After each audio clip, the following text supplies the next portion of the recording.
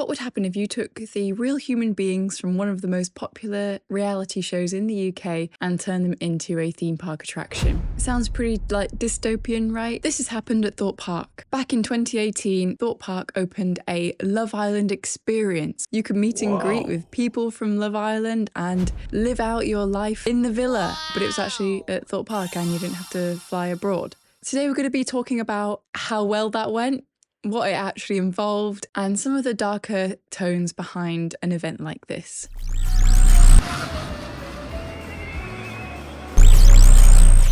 In the summer of 2018, Thorpe Park launched something called Love Island Lates, which was quite an ambitious collaboration with the ITV hit show Love Island. Now, Thorpe Park is no stranger to an interesting collab, as I mentioned in my last video about David Walliams, such as I'm a Celebrity, Get Me Out of Here, which you'd think that's not something people tend to want to do, is it? I don't know. I thought that I would be the kind of demographic that this was aimed at, as I used to absolutely adore the show Love Island. I would count down the days till it started. I would never miss an episode. And I absolutely love theme parks. I had all the boxes ticked for this, but there was no way I was going to Love Island Lates. So stick around if you want to find out why. If you're one of those people who haven't watched Love Island, there's no judgment here. I don't watch it anymore either. But let me fill you in on what the show is about and see if you can think of any reason why you would want something like this in a theme park.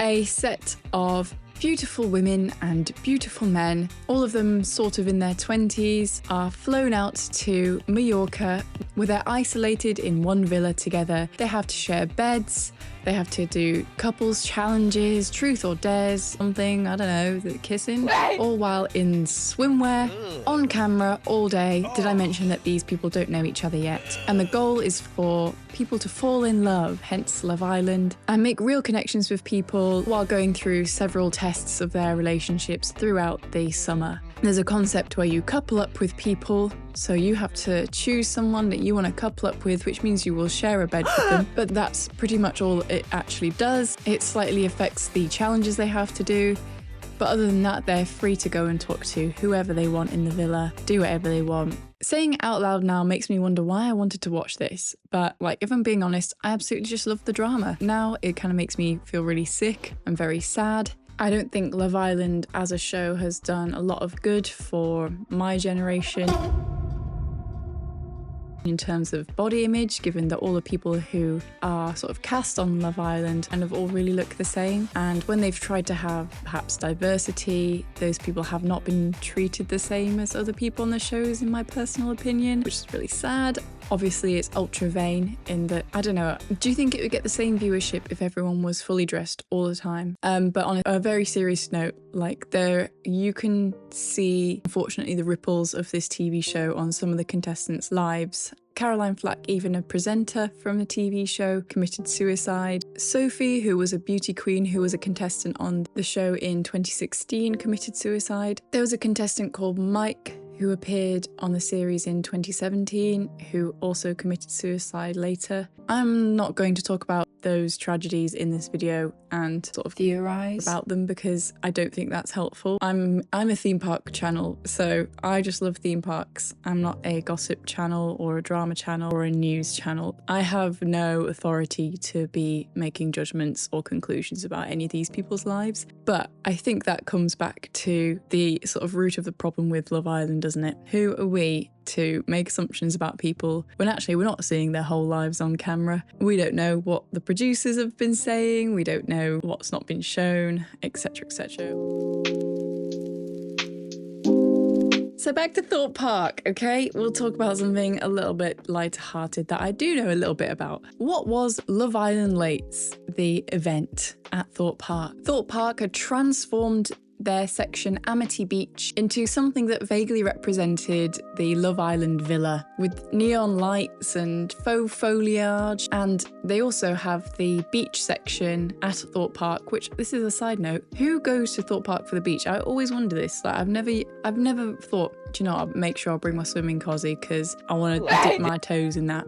And as a separate note, do you guys remember the fish incident when there was like a dead fish found in there? Anyway, we'll come back to that. We will come back to that. This event ran Thursdays to Saturday evenings throughout the summer of 2018. People could have games, cocktails, glitter makeovers apparently. Don't know what that is, but... Tell me you see the price that they were charging for glitter on your breasticles. Oh my goodness. Sounds really nice. I love glitter. Sorry, this actually has nothing to do with this video, but I was just thinking, what if they had like the Coca-Cola freestyle thing at Thorpe Park, but for cocktails?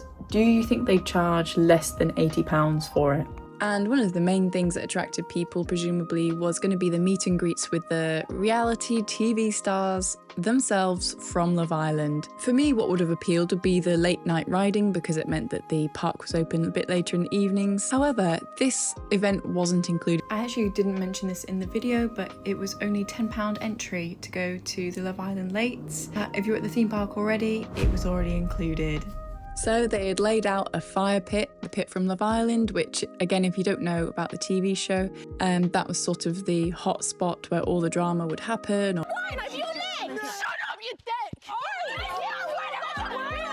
Or where they would meet up to couple up, and I guess a classic quote from Love Island, "Oh, let's all gather around the fire pit." There you go. There were, again, I said, themed cocktails, barbecues, DJs. Doesn't it just sound so lovely? Why were there kids here? It does sound like they were trying to replicate, I guess, a typical night that's shown on an episode of Love Island. But of course, they were in Surrey at Thorpe Park and it's a bunch of randos. So the event ran from 6 to 10 p.m, so a pretty late curfew for a theme park. And for me, very excitingly, a long time for the rides to be open. So the divisional director here, Dominic Jones, said this: "It gives the fans the chance to experience what it would be like to be on the ITV2 show without having to leave the UK. The experience to be on the show being finding love, coupling up with people. That's the point of the show. I can't imagine that's what Thorpe Park was expecting people to do at this event. But it is interesting that they, I guess, set up, I don't think I should say breeding ground, a hotspot for dating, basically. It's interesting, isn't it? Again, I'm not sure if that really was their intention, but that's just what it sounds like to me. What do you think? It's okay to have a different opinion to me, by the way. Please let me know if you disagree in the comments, and I am more than happy to read through that and disagree. I'm just kidding. I will listen. The more serious controversies aside, Love Island was also experiencing a bit of controversy this season, in the 2018 season of Love Island, when this event was running, because this was the season that Danny Dyer and Jack Fincham had been coupled up on Love Island, and there was a whole episode where they were split up into two villas, and then a whole new group of boys were given to the girls and a whole new group of girls were given to the boys, the Casa Amor incident, and some images were sent back to the original girls on the show of the boys not behaving, basically, in their couples, and some of these were taken out of context to deliberately stir the pot. People thought that this was unethical, as we saw scenes of Danny Dyer just sobbing at the fact that Jack didn't seem to have been behaving. Girls, you have been sent a villa story from the boys at Casa Amor. What? Oh my god. Yeah, right then. See. Oh my god.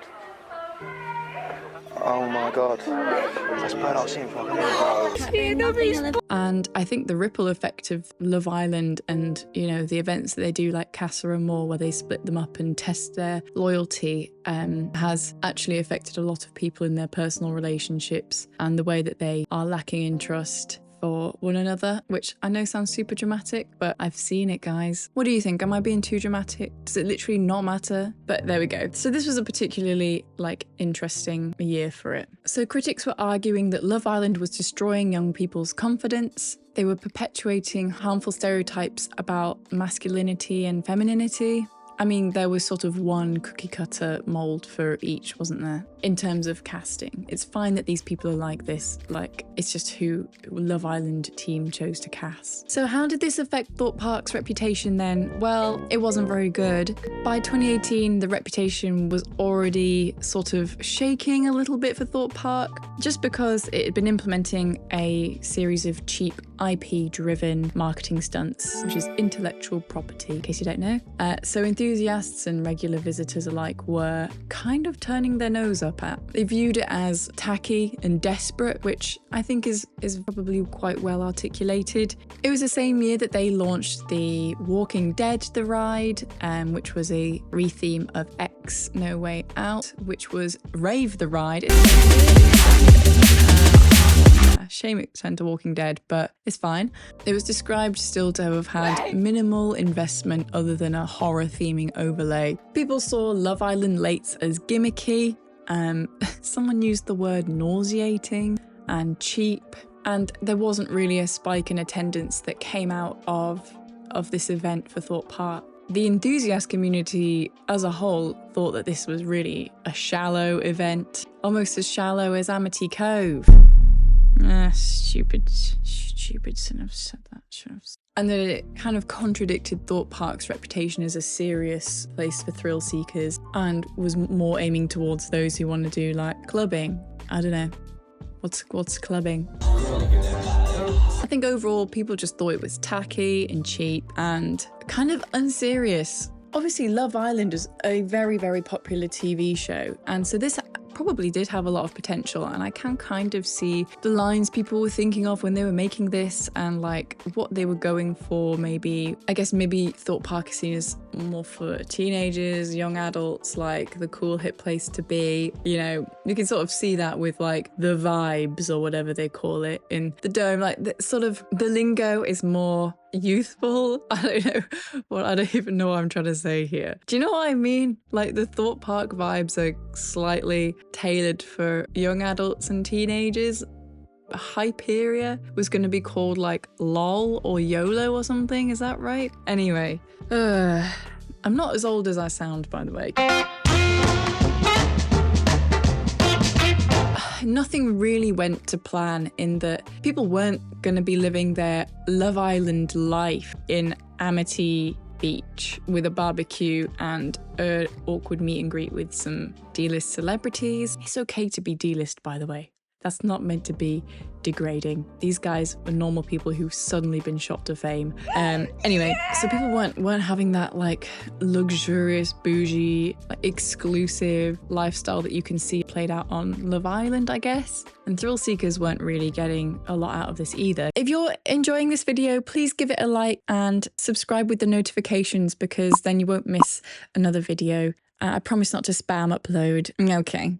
That's all I have to say about that. Why was this doomed to fail? Well, overall, in my personal opinion, it was always doomed to fail because it was a complete mismatch of brands. It felt a little insincere to have a Love Island event while the public had started to realise that Love Island's bad for body image and, you know, self-esteem things, and probably isn't the most healthy thing to consume every single night. I mean, this, again, unrelated, this might be a really cold take here, but I think that maybe if they showed it weekly and a much more condensed version rather than nightly, it wouldn't have such a powerful impact on like the way you think. Like, what else in our lives in summer were we consuming for like an hour every single night? Like, that's a lot of your life to be dedicated to a show and to be consuming like a narrative. Anyway, shut up, Lou.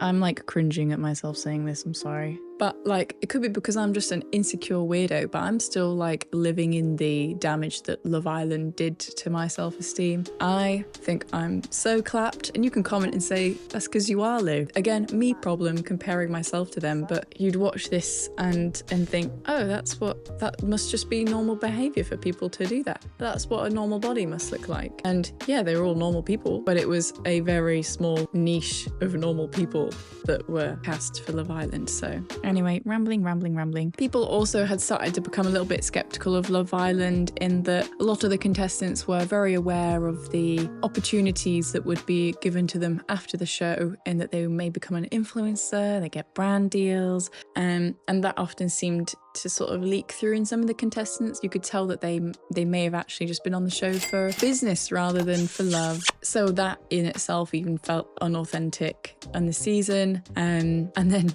strapped on top of it, a brand deal where you could go to Thorpe Park and have like a barbecue on an artificial beach. It just feels really weird, doesn't it? You know what?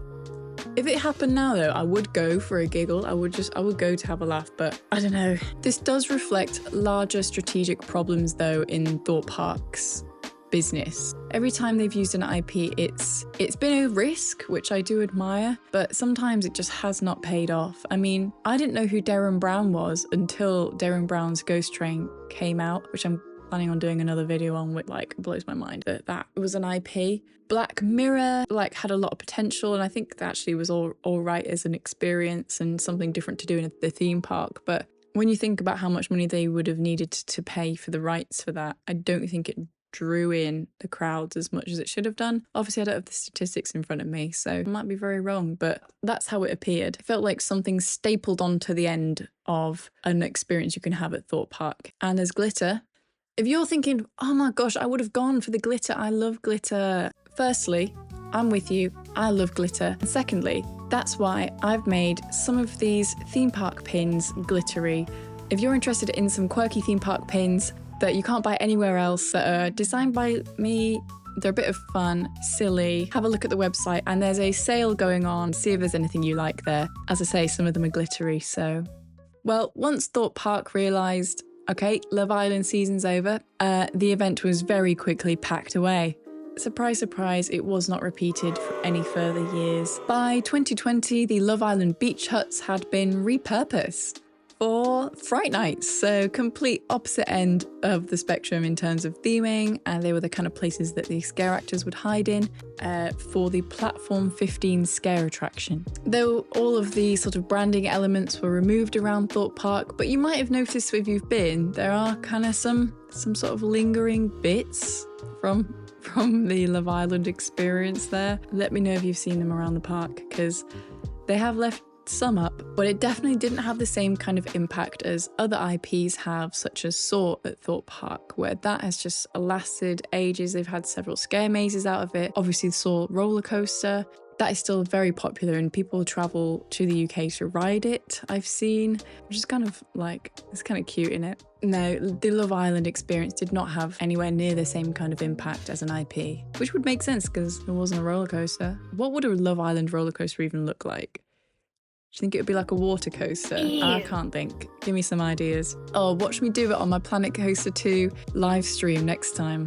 If you're wondering about what the meet and greet element actually looked like at Thorpe Park, there's not a lot of information on it out there, but Danny Dyer and Jack were there themselves, along with a few other guests, and they'd sort of rotate through different people rather than the same guests each week. It was a VIP experience people would have to pay for to meet them before the event. And the contestants didn't just like pose for photos, they actually joined in some of the games of people. They would like get dunked in a dunk tank. I've never said the words dunk tank before. And it's believed that that dunk tank was actually made just for this event. Whoa. So the overall enthusiast conclusion about this event was it sort of highlighted the, I guess, priorities of Thorpe Park, that they'd rather pull some sort of cheap marketing thing than focus on some of the more underlying problems like ride maintenance and availability at the time, and sometimes now. What do you think about the reviews? Are they true? You don't get on anything here? Yeah. This is a weekday, guys. An off-peak weekday. Reviews. Yeah, there were some reviews that said you'd get on nothing here. Queuing for many, many minutes and then going home early because there's no rides that are open. There's an essence of truth. It's just a nice reminder, though, that we can look back on that, okay, that did happen, but it hasn't happened again. And it's kind of hilarious, honestly. Imagine if we had like similarly controversial shows, like a Jeremy Kyle section of Thorpe Park or Dr. Phil in Disneyland. Do you know what I mean? Like, I know that they're slightly different, but, or like Married at First Sight Australia out in Movie World. I don't know. Probably like comparing an apple with a spoon, right? And I did say that I would talk about this at the beginning, so buckle in. I mentioned that there was a fish found in the water. Let me just tell you a little bit about that in case you missed this happening in the UK theme park community sort of recently. So in June 2025, a dead fish was found in Amity Cove. And you might be thinking, well, that's normal because it's the ocean, right? Well, guys, I know this is going to be hard to believe it, but that isn't actually the sea. It's actually fake. I know. When I first found out, I was blown away. So that does make this dead fish appearance a little more suspicious. And it had like blood on it, so it was definitely like a hygiene issue, and people were cleared out when they found it. But in the area, there was already sort of some development going on for Project Pivot, where they were going to make the area sort of a stage for some shows and entertainment. It's not looking as likely anymore, let's just put it that way. No one really knows how the fish got there, but some theories are the natural migration of fish, wildlife activity such as a bird carrying it and dropping it in, or water system contamination. But my theory is that a bird had taken it from the water that surrounds Thorpe Park Island and just plonked it in there. I hope that's what it was. And the last theory is deliberate placement. Somebody put the dead fish there. How malicious. Oh my gosh, can you actually imagine somebody doing that? Like, do you know what, mate? I'm not free tonight because I'm putting the dead fish in Amity Beach at Thorpe Park. Anyway, do you think that's what happened? If you do, I'm interested to know your theories. Anyway, so Love Island late, was it worth it? Was it worth it for the damage done to Thorpe Park's reputation? Was it really short-sighted of Thorpe Park? Do you think that maybe they're a little out of touch in what their target market actually wants from a theme park? Or do you think it's actually a great laugh? And please tell me, if you went to this event, what was it like? I would love to learn, and please share it with the group. I'm sure we'd all love to know. If you've enjoyed this video, please subscribe. It's made me so happy. We're almost at 1,000 subscribers, which is kind of crazy. And thank you guys so much for 1,000 subscribers. What? If you've come from the David Williams video, thank you so much for all the engagement. It's kind of overwhelming and insane. But you're very welcome to be here. Hiya. But I actually do look at all of my subscribers and look at your channels and stalk you a little bit, but maybe I shouldn't have said that. Bye! Thank you for watching. Bye!